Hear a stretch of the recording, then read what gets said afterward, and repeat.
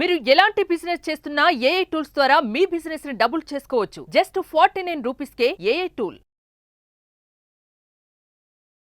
Hi hello నమస్తే, welcome back to Suman TV. ప్రస్తుతం మనతో పాటు ఉన్నారు psychologist and life coach doctor Madhurima Reddy గారు. మేడంతో మాట్లాడదాం.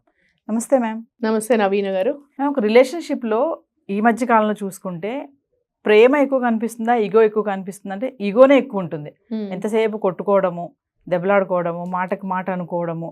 అంటే ప్రేమ ఉండాలంటారా, ఈగో అనేది ఉండాలి? అంటే వైఫ్ అండ్ హస్బెండ్ మధ్యలో ఈగో ఏంటి మేడం అసలు? వైఫ్ అండ్ హస్బెండ్ మధ్యలో ప్రేమ ఎక్కువ ఉండాలి, ఈగో కంటే అప్రిసియేషన్ ఎక్కువ ఉండాలి, ప్రేమ ఎక్కువ ఉండాలి. ఎప్పుడైతే ఇద్దరి మధ్యలో ఈగో వస్తుందో, ఈగో పో అనుకోవాలి ఇద్దరు.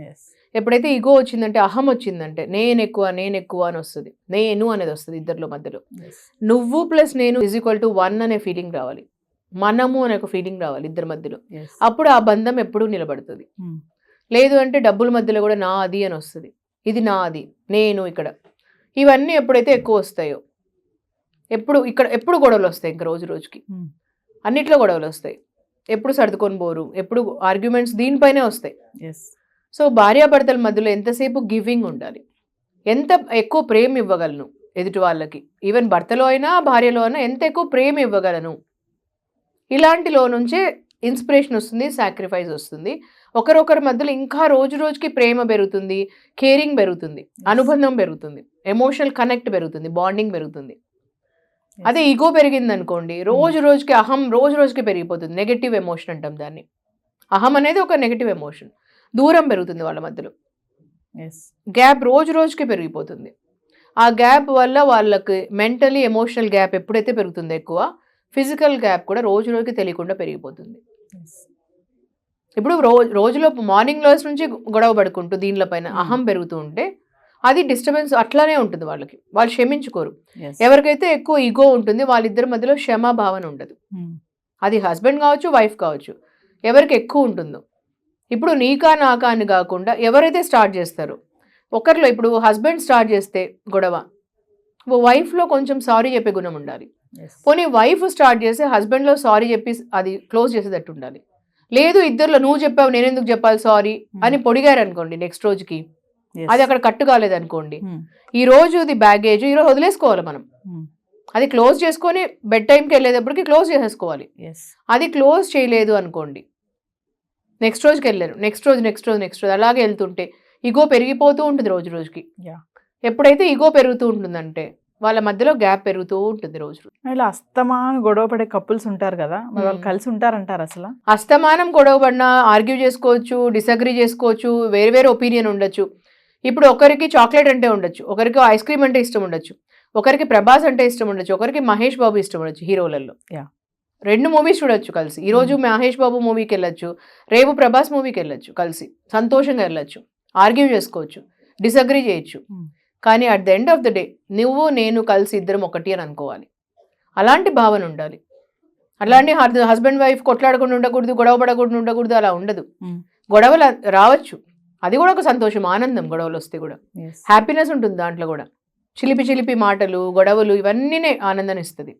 కానీ ఆ గొడవల మధ్యలో ఈగో పెట్టుకొని నేను సారీ చెప్పను, నేనెందుకు సారీ చెప్పడం, నీకు నేనేం తప్పు చేయలేదు, ఇది అహం పెంచుతుంది రోజు రోజుకి.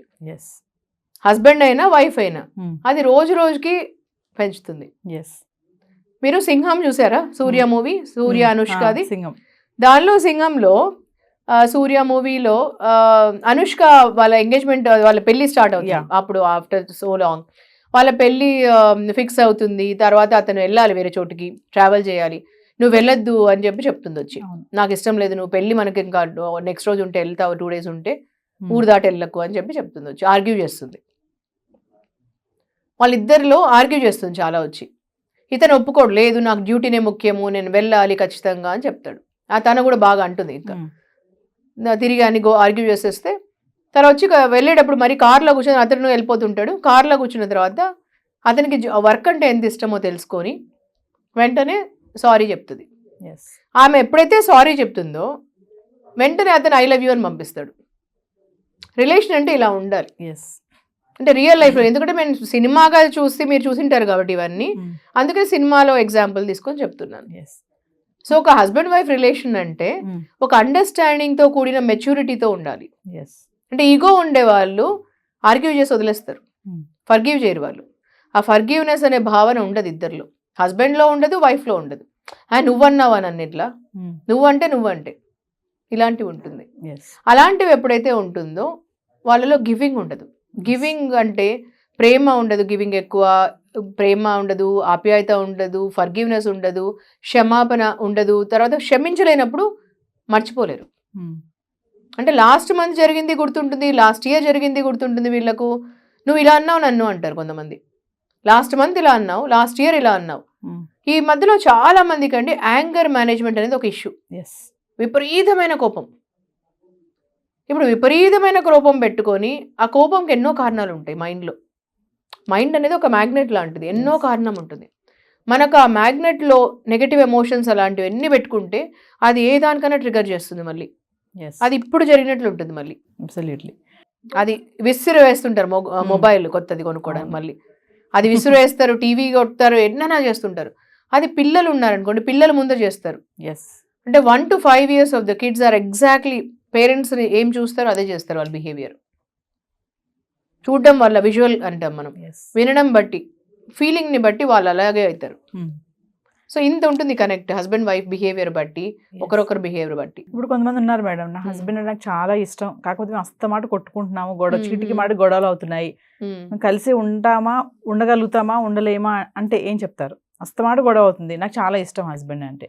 మీకు ఈగో కంటే ప్రేమ ఎక్కువ ఉంది అని అంటే డెఫినెట్లీ మీరు కలిసే ఉంటారమ్మా. ఈ క్వశ్చన్కి ఆన్సర్ ఏంటి అంటే, మీకు ప్రేమ ఎక్కువ ఉంది ఈగో కంటే అంటే, మీరు గొడవ పడినా, ఆర్గ్యూ చేసినా, at the end of the day మీరు ఒక క్షమిస్తున్నారు, తర్వాత ఫర్గివ్ చేస్తున్నారు, మీరు గివింగ్లో ఎక్కువ ప్రేమ ఇస్తున్నారు, ఆప్యాయం ఇస్తున్నారు, ఫర్గివ్నెస్ ఇస్తున్నారు అంటే మీ గొడవలో ఒక కారణం ఉంటుంది, మీకు దాంట్లో కూడా ప్రేమ ఉంటుంది, ఆర్గ్యూ చేయడంలో కూడా ప్రేమ ఉంటుంది. అందువల్ల అలా చేస్తున్నారు మీరు. ఒకసారి తెలుసుకోండి ఎందుకు ఆర్గ్యూ చేస్తున్నారు, దేనివల్ల జరుగుతుందని. ఇద్దరం ఉద్యోగం చేస్తున్నాము, నేను సమానంగా సంపాదిస్తున్నాను, నేను ఎందుకు తగ్గాలి అనుకుంటుంది భార్య. సో ఉద్యోగం చేస్తున్నాను కాబట్టి నేను ఎందుకు తగ్గాలి, నేను అందుకనే అనాలి, ఇలాంటివి అనుకుంటే, నేను నీలాగా ఉద్యోగం చేస్తున్నాను అందుకని నేను ఎందుకు తగ్గాలి అన్నాను, నువ్వు ఒక మాట అంటే నేను 4 మాటలు అంటాను, నేను 4 అంటే నువ్వు కూడా 20 అను. అదే ఒక మాట కామ్గుండి చూడు, నీకే ఎనర్జీ మిగులుతుంది కదా.